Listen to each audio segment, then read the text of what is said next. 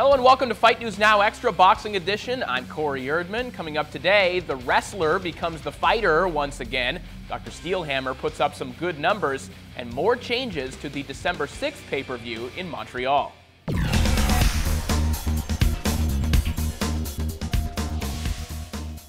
Jermaine Taylor has been charged with first-degree battery and first-degree terroristic threatening after shooting his cousin on August 26th. Taylor is claiming self-defense in the case, stating that he thought his cousin was an intruder. The 36-year-old was allowed to fight on October 8th when he won the IBF middleweight title against Sam Solomon. If charged, Taylor could face up to 26 years in prison. Now, if you didn't think the Ruslan Provodnikov-Jose Luis Castillo card was absurd and dangerous enough, the promoters in Russia have really upped the ante. 62-year-old Mickey Rourke will make his return to the boxing ring in Moscow next weekend when he takes on the 1-9 Elliot Seymour. Now, when Rourke stopped boxing in 1994 after a draw with Sean Gibbons, he was advised to do so because his doctor warned him of permanent brain damage. 20 years later, he will receive a license to fight a 29-year-old man. On to a fight that unfortunately will not be happening. Lucian Bute has been forced to pull out from his December 6th date against Roberto Belanti on pay-per-view.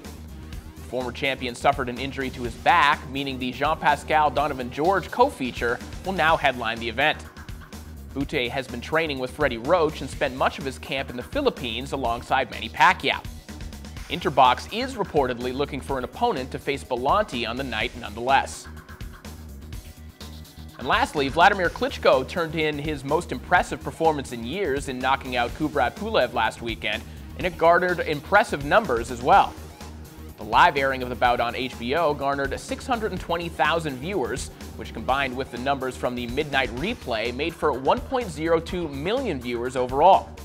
This is a massive leap up from the 534,000 Klitschko drew against Alexander Povetkin, and impressive given the fact that the fight was only picked up by the network a week in advance.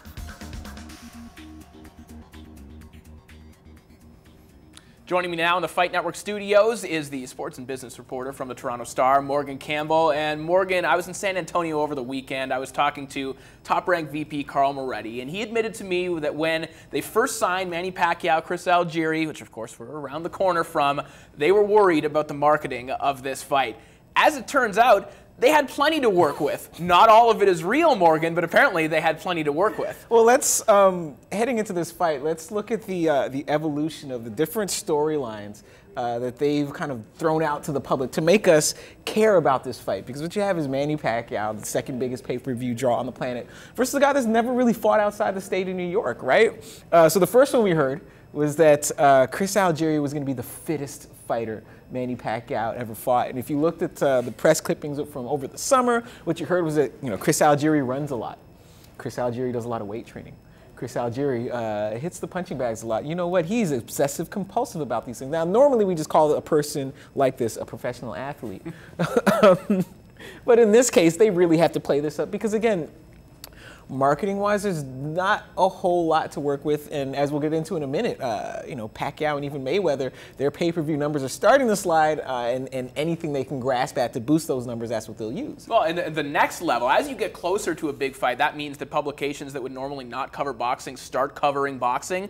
So then you get your comparisons to boxing movies. Yes. So suddenly Chris Algieri is the real-life Rocky. Well, how many real-life Rockies have we had this year? We've had a lot of real-life Rockies. Apparently he's the real-life Cinderella man who is a real man. And the other thing I keep hearing is, you'll hear things like, oftentimes in boxing, the prohibitive underdog is the most dangerous. What do you mean oftentimes? The favorite usually wins. That's why they're the favorite. You can look up and down the deep undercard here and see very, very prohibitive underdogs. You haven't heard of them, and they're going to lose. So they've struggled with this, but let's talk about what is real. Okay. Let's talk about the marketing of this. Is it going to be difficult for Top Rank? All of this notwithstanding, and given the fact that Algieri has had a lot of press, are they going to be able to sell it even though it's in Macau? Because they did struggle with numbers when Pacquiao fought Brandon Rios. You know, I don't know if this is the function. The weak pay-per-view numbers, I don't know that they're a function of the fight being in Macau, because Macau is exactly 12 hours, was it exactly 12 hours ahead of us? Yes. So it's exactly 12 hours ahead of us. So something that's on at nighttime for us is on in the daytime in Macau. It lines up. You can still have a full arena. It's not like we have to wake up in North America. It's not like we have to wake up at 6 in the morning to watch this fight. The Thriller in Manila was on in the morning. Didn't stop people from watching it. It's not a function of the time difference, but what the time difference does is it provides a built-in excuse if it doesn't sell. Oh, sorry, we couldn't sell because the fight was all the way in Macau. So somehow viewers over here who aren't affected by the time difference somehow were reluctant to buy it. The problem with the fight is that it costs $70 to watch in high definition. You know, and as I pointed out in a story I wrote in the Star earlier this week, you know, a hardcore rabid Manny Pacquiao fan has no problem parting with $70 to watch Manny Pacquiao fight. Mainstream sports audiences, you know, especially on a Saturday night when there's a lot of college football in Canada, there's a lot of hockey, a lot of other things to watch, $70 is difficult to justify. Yeah, I think that the difficulty that Top Rank had selling the pay-per-view last time in Macau was the fact that, okay, he was fighting Brandon Rios, who effectively was coming off a loss, and he himself was coming off a devastating knockout loss where some people thought he was dead in the ring. Right. You know, it was not good for his image at the time. So, yeah, they did have that built-in excuse. They were trying to say that, hey, we couldn't get the press down there to help cover this fight. Morgan, I mean, we cover fights remotely all the time. It doesn't prevent me from coming on here and talking about a fight. It doesn't prevent you from writing a story about a fight. Well, right, because when you look at the Super Bowl, and it's an event that's covered internationally by press that come to North America to cover it, but also, again, remotely, and it doesn't affect viewership, you know, in China, in Japan, in England. If people want to watch this event, they'll watch this event. And the other thing is that Top Rank has kind of shifted a lot of these events to China because they've identified China, the Philippines, the rest of Asia as a very, very lucrative and untapped market, and a place where they can sell these pay-per-views for considerably less than they sell them for here. No one in China is paying $70 for a Manny Pacquiao pay-per-view. No one in China is paying the equivalent of $70 to watch Su Shiming, but at a much lower price, just on volume, just on the hundreds of millions of households you can reach, Top Rank makes money. But again, if it doesn't sell here, there's the built-in excuse, oh, well, it happened in China and it was too abstract for North American fans to compute, you know, so they didn't buy it, which really isn't true. Again, the weak numbers are just a reflection of the diminished marketability of a guy who is, Pacquiao is what, almost 36 years old, you know, and who is coming off some losses. That's what it reflects, not any difficulty presented by staging the fight in China. Well, nonetheless, he's coming off of 2 wins. Let's talk about the guy who's going to be in the ring with, in Chris Algieri. Let's talk about what's going to happen in the ring.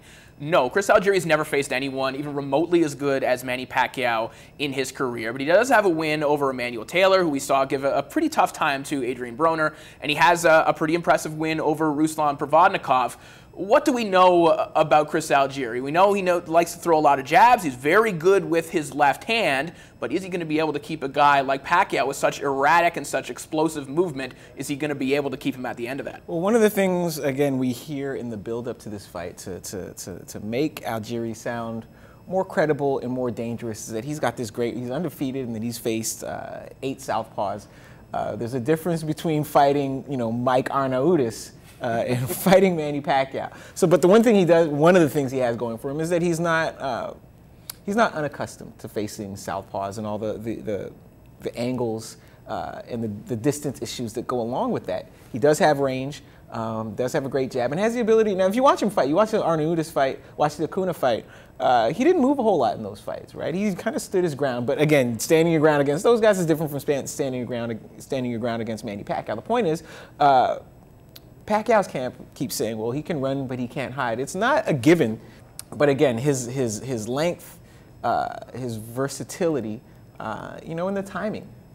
These are things that he has going in his favor, and these are things that Pacquiao's going to have to contend with. Yeah, and I think timing is obviously going to be key, as it is in every boxing match. It's going to be key that he times Pacquiao as he tries to explode in. Algieri's going to have to contend with, because even a slightly diminished Manny Pacquiao is still really impressive win, but Ruslan Provodnikov, in terms of his skill and his versatility, technique, strategy, contend with.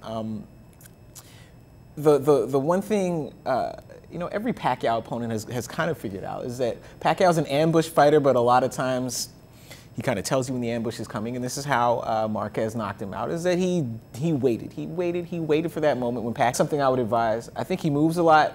I think Pacquiao makes him fight a little bit. I think it's Pacquiao by a pretty dull 12-round decision. Yeah, I'm going to say the same thing. I think there might be points when he is able to hurt Algieri in the same way that Provodnikov was, but